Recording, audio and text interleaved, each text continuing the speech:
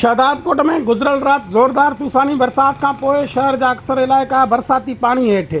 Public health खाते पारां disposal नालाइण करे मेन गटर ऐं नाला ओवरफ्लो थियण शुरू थी विया। अक्सर रोडन ते पाणी तलائن जी सूरत में बीठल। ज़ोरदार बरसात ऐं तूफ़ान सबबि वण ऐं बिजली जे पोलनि किरण जा इतला 12 कलाकनि खां वधीक वक़्तु गुज़रण बावजूदु काफ़ी इलाइक़नि जी बिजली बहाल न थी सघी। गुज़रल राति तूफ़ानी बरसात सबबि शहर जे हेठाहीं वारनि इलाइक़नि समेत शहर जा मेन रोड सब्ज़ी मंडी रोड, कुबो रोड, सिजावल चौक, गढ़ी खेरो रोड, थाना मस्जिद रोड, सिद्दीकी मदरसा रोड,